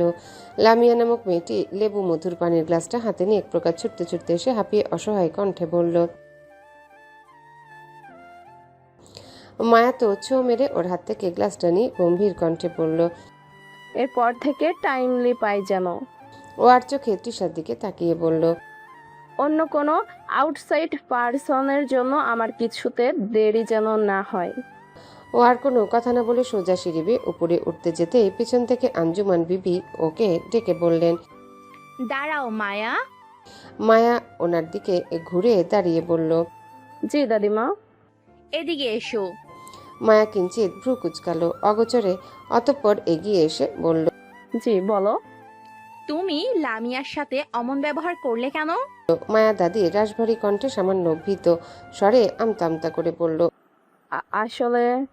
তাকে কথা শেষ না করতে দিয়ে আঞ্জুমান বেগম বললেন, কোনো কথা বলবে না তুমি। দিন দিন মায়ের আদরে ভীষণ অসভ্য তৈরি হচ্ছ। কার সাথে কিভাবে কথা বলতে হয় সেটাও তুমি ভুলে গেছো। এ কেমন বেয়াদবি? আঞ্জুমান বিবির কড়া শাসনের সামনে মায়া মুহূর্তের জন্য কুকড়ে গেল ঠিকই, কিন্তু পরক্ষণে ওর ভেতরে থাকা সেই চিরচেনা ড্রামা কুইন ভাবটা জেগে উঠল। ও গ্লাসের লেবু মধুর পানিটা একপাশে সরিয়ে রেখে ঠোঁট উল্টে এমন এক করুণ চেহারা করে দু চোখে কৃত্রিম পানির আভাস এনে ফুপিয়ে ফুপিয়ে ধরা গলায় বলল, ও আচ্ছা, এখন সামান্য একটা কাজের মেয়ের জন্য আমাকে সবার সামনে এভাবে অপমান করবে দাদিমা? আমি তো জাস্ট ওকে ডিসিপ্লিন শেখাচ্ছিলাম, কিন্তু এখন দেখছি এই বাড়িতে আমার কোনো দামই নেই। সবাই আমাকে এখন পর ভাবতে শুরু করেছে। আসমা বেগম পাশ থেকে মেয়েরই অবস্থা দেখে গলে জল হয়ে গেলেন। তিনি এগিয়ে এসে মায়াকে আগলে নিয়ে বললেন, আহা মা, কাঁদিস না তো। আম্মা আপনিও এমন করেন কেন? মেয়েটা সকালে উঠে একটু নিজের হেলথ নিয়ে কনসার্ন হয়েছে, তাতেই ওকে এভাবে সবার সামনে ঝাড়লেন? ও তো ভুল কিছু বলেনি। মায়া এবার নাক টেনে আরো এক কাঠি বাড়িয়ে দিল। ওনার খুঁট দিয়ে চোখ মোছার ভান করে হেঁচকি তুলে এমন এক বিলাপ শুরু করে থেমে থেমে বলতে লাগলো, থাক মা, দাদিমা ঠিকই বলেছে। আমি বোধহয় এই বাড়িতে অসভ্য। আসলে নতুন মানুষ আসার পর পুরনোদের জায়গা তো একটু কমে যায়। আমি বরং নিজের রুমে গিয়েই পড়ে থাকি, কারো সামনে আর আসবো না। তোমরা সবাই আনন্দ করো। কথাটা বলেই মায়া এক হাত দিয়ে মুখ চেপে ধরে ঝড়ের বেগে সিঁড়ি দিয়ে উপরে দৌড়ে পালালো। যাওয়ার সময় এমন এক করুণ আর্তনাদ ছাড়লো যা পুরো ড্রয়িং রুমে প্রতিধ্বনি তুলল। তৃষা একপাশে দাঁড়িয়ে পুরো মেগা সিরিয়াল লাইভ দেখছিল। ও তো রীতিমতো থ মেরে আছে। মায়ার এই লেভেলের ন্যাকামো দেখে তৃষার মনে হলো এই মেয়েকে যদি অস্কারের জন্য পাঠানো হয় তবে অস্কার নিজেই ওর পায়ে এসে লুটোপুটি খাবে। তৃষা আর চোখে একবার আর্যর দিকে তাকালো। আর্য তখনও ল্যাপটপের দিকে তাকিয়ে আছে, তবে ওর কপালে ভাঁজ বলছে ও বিরক্ত। তৃষা মনে মনে বিড়বিড়িয়ে উঠল, বাপরে বাপ, এ তো জ্যান্ত ন্যাকামোর ডিকশনারি। সামান্য লেবু মধুর পানির জন্য এত নাটক। এমনি কি ছোটবেলায় খাবারের বদলে মেলোড্রামা গিলতো নাকি? আল্লাহ বাঁচান আমাকে। এর পাশে থাকলে তো আমার নিজেরও মাঝে মাঝে মনে হবে আমি সাইড ক্যারেক্টার। আঞ্জুমান বিবি এক দীর্ঘশ্বাস ফেলে মাথা নাড়লেন। পুরো ড্রয়িং রুমে তখন এক অস্বস্তিকর নিস্তব্ধতা, যা কেবল মায়ার সেই কৃত্রিম কান্নার প্রতিধ্বনিতে ভারী হয়ে আছে। মেয়ের প্রস্থানের পর আসমা বেগম গজগজানির মাঝে ড্রয়িং রুমে এক অদ্ভুত স্তব্ধতা নেমে আসছে। তৃষা দনমন করছিল এই পরিস্থিতিতে সামনে যাবে কিনা, কিন্তু আঞ্জুমান বিবির তীক্ষ্ণ জহুরির দৃষ্টি এড়ানোর উপায় নেই। তিনি ইশারায় তৃষাকে কাছে ডাকলেন। তৃষা ধীর পায়ে এগিয়ে গিয়ে ওনার পাশে বসতে বৃদ্ধা একগাল হাসলেন। তৃষার নরম হাতটা নিজের কুচকানো হাতের মুঠোয় নিয়ে নানি শাশুড়ি সুলভ ভঙ্গিতে চোখ টিপে মৃদুস্বরে বললেন, কি রে নাতবো, কাল রাতে কি ঠিকঠাক ঘুম হয়েছিল নাকি আমার নাতির ডাপতে সারা রাত জেগেই কাটাতে হলো? তৃষা মুহূর্তে লজ্জায় লাল হয়ে গেল। আর্যর সাথে এক বিছানায় শোয়া, মাঝখানে সেই বালিশের বর্ডার সব যেন চোখের সামনে ভেসে উঠল। ও আমতা আমতা করে বলল, না নানিমা, ঠিকঠাকই আছে। আঞ্জুমান বিবি ল্যাপটপে মগ্ন আর্যর দিকে একবার তাকিয়ে গলাটা একটু চড়িয়ে বললেন, শোন নাতবো, এই আশ্চর্য হলো নারিকেলের মতন, বাইরে শক্ত খোলস কিন্তু ভেতরে বড্ড নরম শ্বাস। একটু কায়দা করে কুড়িয়ে নিতে জানলে দেখবি একদম মিষ্টি পানি বের হবে। তৃষা কোনো মতে হাসি চেপে আর্যর দিকে তাকাতে দেখলো ল্যাপটপের আড়ালে আর্যর কান দুটো হঠাৎ করে ইটের মতো লাল হয়ে উঠেছে। আঞ্জুমান বিবি থামলেন না। তৃষার চিবুক নেড়ে দিয়ে বিজ্ঞের মতো টিপস দিলেন, আর শোন, পুরুষেরা একটু বেশি রাশভারী হয়। এদের বশে আনতে হলে মাঝে মধ্যে একটু ন্যাকামি করতে হয়, একটু মানবিমানে ফাঁসিয়ে দিতে হয়। তবে ওই মায়ার মতো মিথ্যা নাটক নয়, বরং চোখের এক ফোঁটা আসলি জলের দাম এদের কাছে পাহাড়ের সমান। আশ্চর্য, যদি বেশি কথা বলে তবে সোজা গিয়ে কোলে মুখ লুকিয়ে কাঁদবি। দেখবি ক্যাপ্টেন সাহেবের মতো সব কমান্ডিং পাওয়ার এক লহমায় ফিউজড হয়ে গেছে। তৃষা এবার ঠোঁট উল্টে হেসে ফেলল। নানিজানের এমন রোমান্টিক ডিকশনারি শুনে ও আর লজ্জা ধরে রাখতে পারল না। আর্য ল্যাপটপের স্ক্রিনটা সজোরে বন্ধ করে দিয়ে এক প্রকার আড়ষ্ট ভঙ্গিতে উঠে দাঁড়ালো। ও কারো দিকে না তাকিয়ে গম্ভীর গলায় বলল, এখানে নয়েসের পরিমাণটা খুব বেশি। ও গটগট করে দোতলার উদ্দেশ্যে পা বাড়াতে আঞ্জুমান বেগম তৃষার কানে কানে ফিসফিস করলেন, দেখলি তো, কথা সব কানে গেছে। নারিকেলের কুড়ানোর শুরু কর মা, বেশি দেরি করিস না। তৃষা লাজুক ভঙ্গিতে আঞ্জুমান বেগমের দিকে চেয়ে রইল। কক্ষে এসেই দরজাটা বন্ধ করে দিল আর্য। অতঃপর এগিয়ে গেল বিছানায়, ফের খুলল ল্যাপটপটা। ভ্রুযুগল ঈষৎ কুচকানোর, তবে মুখাবয়ব দেখে অনুমান করা দেয় কিছুক্ষণ নির্বিঘ্নে নিজ কর্ম সম্পাদন করলো। তবে মুহূর্তখানিক অতিবাহিত হতেই দিক বেদিক প্রকম্পিত করে গর্জন তুলল এক কোনায় অবহেলায় পড়ে থাকা তৃষার ফোনটা। কাজের মাঝে হঠাৎ এমন ব্যাঘাতে আর্যর চোয়াল শক্ত এলো। বিরক্তির এক সূক্ষ্ম রেখা ওর ললাটে ফুটে উঠল। ও একবার ভাবলো তৃষাকে ডাকবে। সে ধীর পায়ে দরজার দিকে এগিয়ে গেল। কপালে বিরক্তির ভাঁজ স্পষ্ট। তো দরজাটা সামান্য ফাঁক করে বাইরে তাকাতেই দেখলো বাড়ির এক পরিচারিকা সালমা ট্রে হাতে করিডোর দিয়ে যাচ্ছে। আর্য গম্ভীর ও ভরাট কণ্ঠে ডাকলো, সালমা। সালমা থমকে দাঁড়িয়ে গেল। আর্য সেই রাশভারী কণ্ঠস্বরে সে কিছুটা তটস্থ হয়ে কাচুমাচু মুখে সামনে এসে দাঁড়ালো। আর্য দরজার চৌকাঠে হেলান দিয়ে শান্ত অথচ আদেশমূলক স্বরে বলল, তৃষাকে গিয়ে বলো ওর ফোনটা ড্রয়িং রুমের মতো এখানেও সমান তলে গর্জন তুলছে, কাজে ডিস্টার্ব হচ্ছে বড্ড। ও যেন এখনই এসে ওটা সাইলেন্ট করে অথবা সাথে করে নিয়ে যায়। Be quick. সালমা মাথা নেড়ে দ্রুত পায়ে নিচে নেমে গেল। আর্যও আসলো ভিতরে। ফোনটা 2 মিনিটের জন্য থেমেছিল, কিন্তু মাত্র কয়েক সেকেন্ডের বিরতি দিয়ে আবারও সেই একঘেয়ে কর্কশ সুর। আর্য এবার ল্যাপটপটা একপাশে সরিয়ে রেখে বিছানার দিকে এগুলো। ফোনটা হাতে নিতেই স্ক্রিনে ভেসে ওঠা অচেনা নাম্বারটা চোখের মণি দুটোকে আরও তীক্ষ্ণ করে তুলল। সচরাচর অন্যের ফোনে হাত দেয় না, কিন্তু এই অবিরল বিরক্তি উৎপাদনকারী কলটি ওর ধৈর্যের বাঁধ ভেঙে দিয়েছে। আর্য ফোনটা রিসিভ করে কানের কাছে ধরতেই ওপাশ থেকে এক চেনা কণ্ঠস্বর ভেসে এলো। Hello Trisha, can you hear me? আরে ইয়ার, তুমি ফোন ধরছো না কেন? আর্যর বিন্দুমাত্র বাকি রইল না বুঝতে যে অপর প্রান্তের মানবটি সায়েম। সঙ্গে সঙ্গে আর্যর ধৈর্যের বাঁধ ভেঙে চুরমার হয়ে গেল। ওর নাসারন্ধ্র ফুলে উঠছে প্রবল আক্রোশে।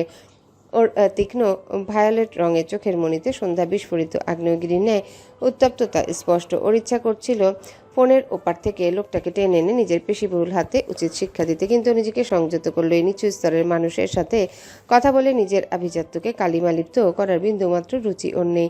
আর্য এক মুহূর্ত নষ্ট না করে ফোনটা কান থেকে নামিয়ে আনলো। ওর আঙ্গুলগুলো স্ক্রিনের উপর বিদ্যুতের গতিতে চলল।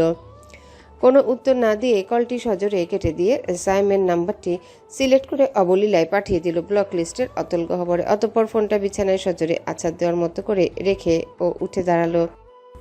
তৃষা ভাবি, আপনাকে আর্যভাই ডাকছে। সালমার কথাটা কর্ণগোচর হতে রান্নাঘরে উপস্থিত সকলের কৌতূহলী দৃষ্টি তৃষার উপর নিবদ্ধ হলো। অপ্রস্তুত তৃষা লজ্জায় আড়ষ্ট হয়ে এলো খানিক। আর্যর খালার ওনার মেয়েরা একটু আগে এসেছেন। আর্যর খালাতো বোন তিথি এসেই হেসেলে ঢুকেছে। ও সবে আলু ভাজায় মনোনিবেশ করেছিল, তবে সালমার কথা শুনেও হাতটা রেখে একগাল হেসে তৃষার দিকে আর চোখে তাকিয়ে বেশ রসিকতার সুরে বলল, কি ব্যাপার তৃষা, আমাদের ক্যাপ্টেন সাহেব কি এক মুহূর্ত তোমাকে ছাড়া চলে না? এই তো মাত্রই কিছুক্ষণ হলো, এর মধ্যে আবার তলব।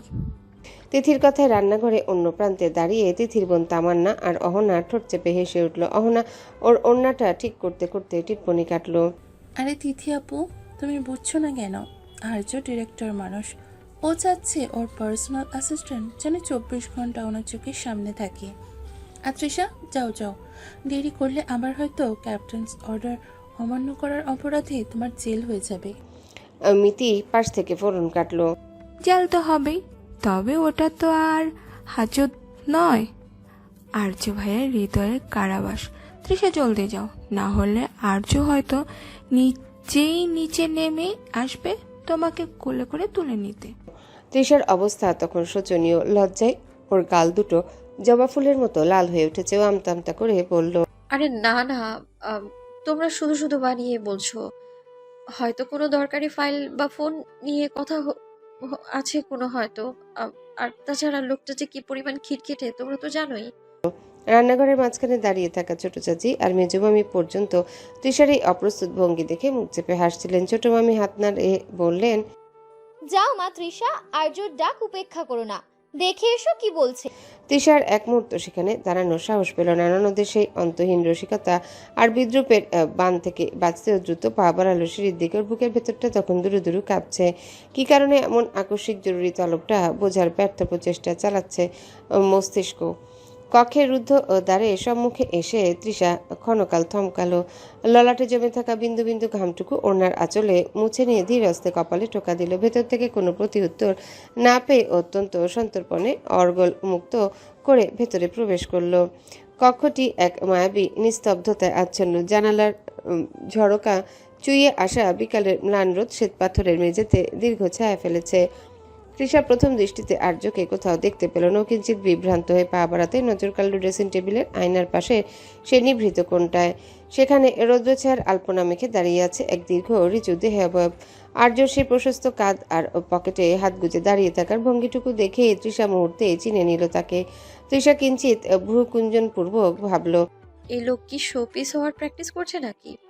অতঃপর ও বেশ সতর্ক পায়ে আর্যের পেছনে গিয়ে দাঁড়িয়ে গলা খাকারি দিয়ে স্পষ্ট স্বরে ডাকলো, আমাকে ডাকছিলেন? আর্যর মন্থর গতিতে ঘুরে দাঁড়ালো।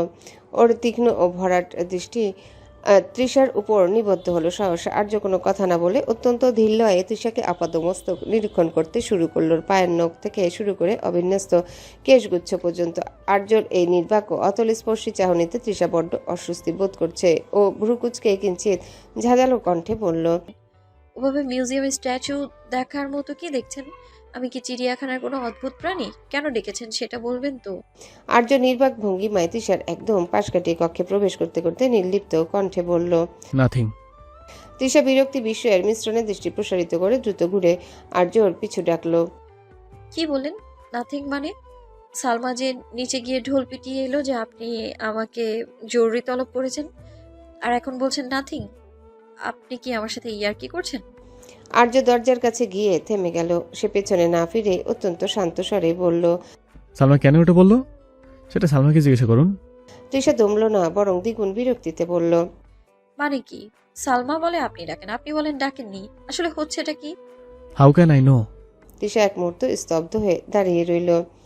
আর্যর এই নির্বিকার ভঙ্গি আর রহস্যময় উত্তরের কোনো কুল কিনারাও খুঁজে পেল না। পরক্ষণে ভাবল হয়তো বোঝার ভ্রান্তি হয়েছে কোথাও, তাই ও আর কথা না বাড়িয়ে কক্ষ থেকে প্রস্থান করতে গেল। ঠিক তখনই পেছন থেকে আর্য সেই গম্ভীর ধারালো কণ্ঠস্বর বর্ষার মতো ওকে বিদ্ধ করলো। আর্য ল্যাপটপটা বিছানায় সজোরে রেখে দিয়ে বসে বলল। Listen ma'am. আর্যর বলা ম্যাম সম্বোধনের সঙ্গে সঙ্গে ঘুরে তাকালো তৃষা। কি এক অদ্ভুত আবেশ হৃদয়ে দোলা দিল ওর। আর্য ওর দিকে না তাকিয়ে ল্যাপটপে মনোনিবেশ করতে করতে বলল। আপনি ক্লামজি, ইটস ওকে, বাট আনকেয়ারফুল হওয়াটা আমার মোটেও পছন্দ নয়। কিছু মানুষ থেকে আপনার সোশ্যাল ডিস্টেন্স মেনটেন করার প্রয়োজন, নাহলে আপনার মতো সহজ সরল ইউজার ইন্টারফেস কিন্তু ক্র্যাশ করতে বেশিক্ষণ সময় নেবে না। তৃষা আর্যর কথার মাথা মুন্ডু না বুঝে বলল। আই মিন আপনি কার কথা বলছেন? আর্য এবার ল্যাপটপ থেকে মুখ তুলে সরাসরি তৃষার চোখের দিকে তাকালো, তীক্ষ্ণ কণ্ঠে বলল। আমি কার কথা বলছি সেটা বোঝার মতো ক্যাপাসিটি যদি আপনার ভেতরে না থাকে তাহলে জাস্ট মনে রাখবেন, কোনো থার্ড পার্টি ইন্টারফেয়ারেন্সে আমি মোটেও পছন্দ করি না, সেটা যেই হোক বা না হোক। So be careful. তৃষা কিঞ্চিত ভ্রুকুঞ্জন পূর্বক মুখ ওঠালো। অতঃপর এক ঝলক আর্যর কর্মনিমগ্ন মুখটার পানে চেয়ে বেরিয়ে এলো। কি ব্যাপার মিস, লাইন মারার প্ল্যান আছে নাকি? হুট করে পেছন থেকে ভেসে আসা পৌরুষ কণ্ঠটায় কিঞ্চিত ভরকায় মেহসানা। তড়িৎবেগে পেছনে ঘুরতে দৃশ্যমান হয় বিজ্ঞান ন্যায় চেয়ে থাকা আদ্রিয়ানকে। ও তৎক্ষণাৎ নিজেকে সামলে বলে। মানে? আদ্রিয়ান ওর দিকে এগিয়ে আসতে আসতে বলে। এই যে ইদানিং আমার হসপিটালে আসা যাওয়া বেড়েছে, এখন দেখছি আমার কেবিনেও উকি ঝুঁকি দেওয়া হয়। Good good, very good. Mehsana ভেতরে ভেতরে ভীত সন্ত্রস্ত হলেও বাহিরে তার লেশমাত্র প্রকাশ না করে, বরং বরাবরের ন্যায় বলে। মানে কি? এখন কি অসুস্থ হলে হসপিটালও আসা যাবে না নাকি?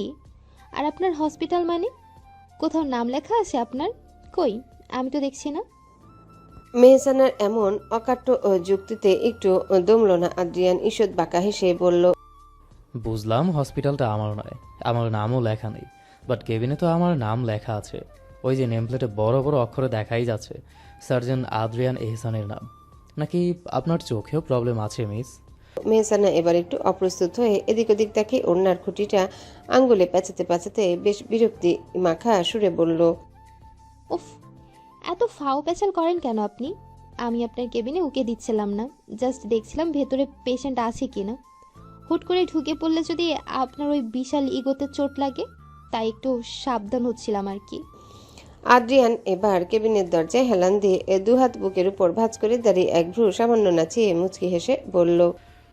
হ্যাঁ, আমার ইগোর কথা ভেবে এত concern? I am impressed miss Mimi. তা এই যে রোজ রোজ কোনো না কোনো ওসিলায় আমার রেডারে ধরা দিচ্ছেন, এটাকে কি আমি সফট কর্নার হিসেবে ধরে নেব নাকি? মেহসানা ওকে কথা শেষ করতে দিল না। তড়িৎ গতিতে ওর দিকে তাকে চোখ বড় বড় করে বলল। Soft corner my foot. আপনার মতো এক ফালি করল্লার জন্য কার সফট কর্নার হবে শুনি? আমি তো এসেছি স্রেফ তৃষার প্রেসক্রিপশনটা রিচেক করাতে। আপনি অহেতুক নিজেকে সেলিব্রিটি ভাবা বন্ধ করুন তো মিস্টার সার্জন। আদ্রিয়ান এবার এক কদম এগিয়ে এলো। মেহসানার চোখের খুব কাছে নিজের মুখটা নিয়ে এসে ফিসফিস করে বলল। করলা ইন্টারেস্টিং, তেতো হলেও কিন্তু স্বাস্থ্যের জন্য ভালো। আর শুনুন, প্রেসক্রিপশন চেক করার জন্য রিসিপশন আছে, জুনিয়র ডাক্তাররা আছে। সরাসরি এই অধমের কেবিনে হানা দেওয়াটা কিন্তু অন্য কিছুরই সিগন্যাল দিচ্ছে। মানুন আর না মানুন, আপনার এই ঝগড়ুটে স্বভাবের আড়ালে একটা কিউট কিউরিয়াসিটি আমি স্পষ্ট দেখতে পাচ্ছি। মেহসানা এবার সত্যি থতমত খেয়ে গেল। আদ্রিয়ানের এই হঠাৎ ফ্ল্যাট করার ভঙ্গিটার হার্টবিটকে যেন অলিম্পিকের দৌড়ে নামিয়ে দিয়েছে। ও দ্রুত এক পা পিছিয়ে গিয়ে আমতা আমতা করে বলল।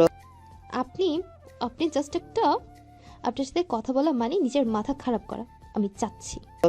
আদ্রিয়ান সশব্দে হেসে উঠল ও পেছন থেকে ডাক দিয়ে বলল, আরে শুনুন, পালিয়ে যাচ্ছেন কেন? কফিটা তো খেয়ে যান, নাকি কফিতেও বিষ মেশানোর ভয় পাচ্ছেন? প্রমিস করছি ওটা একদম আপনার মতোই কড়া বাট সুইট হবে।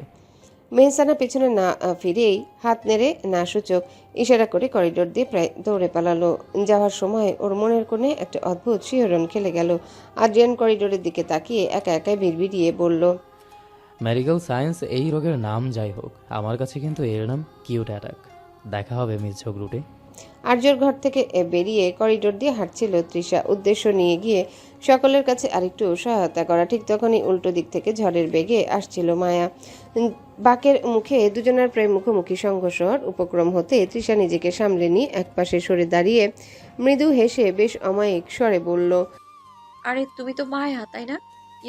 সাবধানে, একদম ধাক্কা লেগে যাচ্ছিল তো। তৃষার সেই সহজ সরল হাসিটা যেন ওর চোখে আগ্নিশ হলকা হয়ে বিঁধল। ওর দামি ওড়নাটা কাঁধে ঝটকানি দিয়ে সরিয়ে অত্যন্ত তাচ্ছিল্যের সুরে বলল, লিসেন, এসব ঢং আমার পছন্দ নয়। এই যে বড় বড় করে চোখ মেলে মায়াবী সাজার চেষ্টা করছো, এসব ন্যাকাবি আমার সামনে না দেখালেই চলবে। মায়ার হঠাৎ এমন আক্রমণাত্মক কথায় তৃষা অবাক হয়ে বলল, ন্যাকামি? আমি তো জাস্ট নর্মালি কথা বললাম। এটা তোমার ভুল মনে হচ্ছে? ওহ স্টপ ইট। ভুল আমার নয়, ভুল আর্য ভাইয়ের। জানি না কোন মন্ত্র পড়ে ওনার ঘাড়ে চেপে বসেছো, যে লোকটা নিজের স্ট্যান্ডার্ড ভুলে তোমার মতো এমন স্ট্যান্ডার্ড মেয়েকে কোলে করে বাড়িতে এন্ট্রি দিয়েছে। তৃষার ভেতরে শান্ত সমুদ্রটা মুহূর্তে উত্তাল হয়ে উঠল। মায়ের মুখে ক্লাসলেস আর ঘাড়ে চাপড় মতো কদর্য অপবাদ শুনে ঐশ্বর্যের বাঁধ ভেঙে চুরমার হয়ে গেল। ও এক কদম এগিয়ে গিয়ে অগ্নিদৃষ্টি হেনে মায়ের চোখের দিকে সরাসরি তাকালো, ধারালো কণ্ঠে বলল, লিসেন মিস ন্যাকামির ভান্ডার, তোমার মেলো ড্রামাগুলো ড্রয়িং রুমের জন্যই তুলে রাখলে ভালো হতো।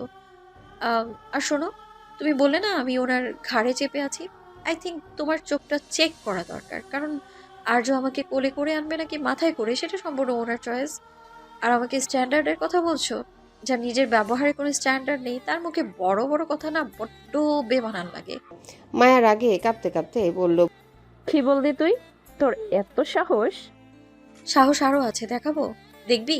বলেই ও সাটিয়ে চর বসিয়ে দিল মায়ের নরম চোয়ালে। অতঃপর ওর চুলগুলো মুষ্টিবদ্ধ হাত ধরে পেছন থেকে টান দিয়ে দাঁতে দাঁত চেপে বাঁকা হেসে বলল, এখন থেকে অন্তত আমার সাথে কথা বলার সময় নিজের লিমিটের মধ্যে থাকবি। আই থিঙ্ক তোর ওই শকুনের দৃষ্টি আমার আর্যর উপর পড়েছে, রাইট? তাই দৃষ্টি সংযত কর, না হলে থাক পরে বলবো, বাট আপাতত ডিক্টেটেশনটা ক্লিয়ার। কথাগুলো এক নাগারে বলে ওর চুল তার ছেলের সাথে ছেড়ে দিয়ে তৃষার এক মুহূর্ত না দাঁড়িয়ে ওকে পাশ কাটিয়ে গটগট করে নিচে নেমে গেল। এদিকে তৃষার আকস্মিক চপেটাঘাত আর রণংদেহী মূর্তির সম্মুখে মায়া যেন এক নিমিষে বিমূঢ় হয়ে পড়ল। অপমানে বিস্ময়ে ওর বাকশক্তি রুদ্ধ হয়ে এলো। দুই নয়ন বিস্ফোরিত করে সে কেবল তৃষার প্রস্থান পথের পানে চেয়ে রইল। দর্পিতা মায়ার অহংবোধ চূর্ণ বিচূর্ণ হয়ে ধূলিসাৎ হলো এক পলকে। ওর গণ্ডদেশ রক্তিম হয়ে উঠেছে অপমানে, আর অন্তরে দাউ দাউ করে জ্বলছে প্রতিহিংসার অনল। সেই নির্জন করিডোরে একাকী মূর্তিবৎ দাঁড়িয়ে কাঁপতে লাগলো, হাত জোড়া মুষ্টিবদ্ধ করে বলল, আমি তোকে ছাড়বো না, কিছুতেই ছাড়বো না তিশা। মায়ার সাথে সেই অনাকাঙ্ক্ষিত সংঘর্ষের পর তৃষার মেজাজটা বেশ তিরিক্ষি হয়েছিল। তবে ডাইনিং টেবিলে সবার সাথে হাসি হাসি আর রাতের খাবারের ব্যস্ততায় সেই তিক্ততার কিছুটা প্রশমিত হয়েছে। রাত তখন 11টা ছুঁই ছুঁই। তৃষা কক্ষের দর্পণে সম্মুখে দাঁড়িয়ে চুলে চিরুনি চালনা করছিল। আর্য বিছানায় হেলান দিয়ে ল্যাপটপে কি যেন গভীর মনোযোগ দিয়ে দেখছে। ঘরটা একদম শান্ত নিস্তব্ধ, শুধুমাত্র এসির মৃদু গুঞ্জন শোনা যাচ্ছিল। হঠাৎ তৃষার ফোনটা বেজে উঠল। স্ক্রিনে বেস্টু নামটা দেখে তৃষা দ্রুত কলটা রিসিভ করলো। কি রে এত রাতে? ওপাশ থেকে মেহসানার কণ্ঠস্বর বেশ চিন্তিত শোনালো, দোস্ত শোন, একটা দরকারি কথা আছে। সাইম ভাই তোকে অনেকক্ষণ ধরে ট্রাই করছে কিন্তু পাচ্ছিল না। পরে আমাকে ফোন করে জানালো যে তুই নাকি ওনাকে ব্লক করে দিয়েছিস। কি ব্যাপার বলতো? হুট করে সাইম ভাইকে ব্লক মারলি কেন? বুঝলাম ওনাকে তোর অপছন্দ, তাই বলে সরাসরি ব্লক? কলেজের সিনিয়র ভাই, একটু তো বোঝ। তৃষার হাতে চিরুনিটা থমকে গেল। ও অবাক হয়ে বলল, মানে আমি সায়েম ভাইকে ব্লক করব কেন? আমি তো ফোন হাতেই নিইনি ঠিক মতো, হয়তো নেটওয়ার্কের প্রবলেম ছিল। নেটওয়ার্কের প্রবলেম না রে পাগলি, সাইম ভাই স্ক্রিনশট পাঠিয়েছে ক্লিয়ারলি দেখাচ্ছে ইউ আর ব্লকড। আচ্ছা, তো একটু চেক কর তো। মেহসানা তাগাদা দিতে তৃষা কিছুটা বিভ্রান্ত হয়ে কলটা স্পিকারে দিয়ে ফোনের ব্লক লিস্ট অপশনে ঢুকলো। আর সেখানে তাকাতে ওর চোখ চরক গাছ। সত্যি তো সাইম ভাইয়ের নাম্বারটা সেখানে জলজান্ত শোভা পাচ্ছে। কিন্তু আরও অবাক করার বিষয় হলো ব্লকের সময়টা আজকের। তৃষার মস্তিষ্কে বিদ্যুৎ খেলে গেল ঠিক সেই সময় যখন ও আর্যর ডাকে নিচে থেকে উপরে এসে এবং আর্য ওকে সোশ্যাল ডিস্টেন্সিং আর থার্ড পার্টি ইন্টারফেয়ারেন্স নিয়ে জ্ঞান দিচ্ছিল। তৃষা ধীরলয়ে ঘাড় ঘুরিয়ে আর্যর দিকে তাকালো। আর্য এখনও একইভাবে ল্যাপটপে মগ্ন, যেন পৃথিবীর কোনো খবরই তার কাছে নেই। তৃষা মেহসানাকে বলল, এহু রাখতো, আমি পরে কথা বলছি তোর সাথে। ফোনটা রেখে তৃষা ধীর পায়ে বিছানার কাছে গিয়ে দাঁড়ালো। আর্য নিষ্প্রিয় ভঙ্গি দেখে ওর পিত্তি জ্বলে গেল। ও কিঞ্চিত রাগত স্বরে বলল, আপনি আজ আমার ফোন ধরেছিলেন? আর্য ল্যাপটপ থেকে চোখ না সরিয়ে শান্ত গলায় বলল, হয়তো ইম্পর্টেন্ট কোনো কল আসতে পারে, তাই রিসিভ করতে গিয়েছিলাম। রিসিভ করতে গিয়ে কি ভুল করে ব্লক বাটনে যা পড়ে গিয়েছিল? স্যাম ভাইকে কেন ব্লক করেছেন আপনি? আর্য এবার ল্যাপটপটা বন্ধ করে সরাসরি তৃষার চোখের দিকে তাকালো। সেই চিরচেনা গম্ভীর আর আধিপত্য বিস্তারকারী দৃষ্টি। ও বিছানা একটু সোজা হয়ে বসে বলল, আমি আগেই বলেছিলাম আপনার ইউজার ইন্টারফেস বড্ড সহজ সরল, যে কেউ চাইলে সেখানে অনুপ্রবেশ করতে পারে। আর সাহেব, she is a wanted back in your system. আমার ডিভাইস, আই মিন আমার লাইফে কোনো ভাইরাসের এন্ট্রি আমি টলারেট করি না। তৃষা হাত পা গুটিয়ে দাঁড়িয়ে রইল, না চাইতেও বলে ফেলল, আপনি আপনি বড্ড এক ধরনের ডিক্টেটর। আমার ব্যক্তিগত বিষয়ে হস্তক্ষেপ করার অধিকার আপনাকে কে দিল? হ্যাঁ। আর্য এক মুহূর্তের জন্য চুপ থাকলো, অতঃপর গভীর কণ্ঠে পড়ল, অধিকারটা আমার নিকনেমে লেখা আছে তৃষা, ক্যাপ্টেন। আপনার ক্যাপ্টেন তার টেরিটরিতে কোনো অনুপ্রবেশকারী পছন্দ করে না। বলুক তো ছোট একটা ট্রেলার ছিল। এরপরেও যদি আপনার আশেপাশে গড়ার চেষ্টা করে, তবে সিস্টেম থেকে পার্মানেন্টলি ডিলিট করে দেবো। আন্ডারস্ট্যান্ড? তৃষার আর কোনো কথা বলতে পারল না। ওর রাগটা যেন কোথায় মিলিয়ে গেছে। আবারও আর্যর শান্ত কণ্ঠ ভেসে এলো, এখন ফোনটা রেখে চুপচাপ ঘুমিয়ে পড়ুন, বিকজ ইউ উইক। আর হ্যাঁ, সায়েমকে আনব্লক করার কথা ভুলেও ভাববেন না, ওকে? তৃষার কথা না বাড়িয়ে গাল ফুলিয়ে বিছানার এক কোণে শুয়ে পড়ল। বলা বাহুল্য, সারাদিনের ক্লান্ততা শেষে বেশ ঘুম ঘুম পাচ্ছিল ওর। আর্য এক ঝলক তাকালো ওর দিকে, পরক্ষণে ফের মনোনিবেশ করলো ল্যাপটপে। হ্যালো বন্ধুরা, পরবর্তী পার্ট খুব তাড়াতাড়ি আসবে, তো সবাই অপেক্ষায় থাকো। আর চ্যানেলটি যারা এখনো সাবস্ক্রাইব করোনি, তারা পরবর্তী পার্ট দেখার জন্য চ্যানেলটি সাবস্ক্রাইব করে রেখো। ধন্যবাদ সবাইকে, আমাদের সাথেই থেকো।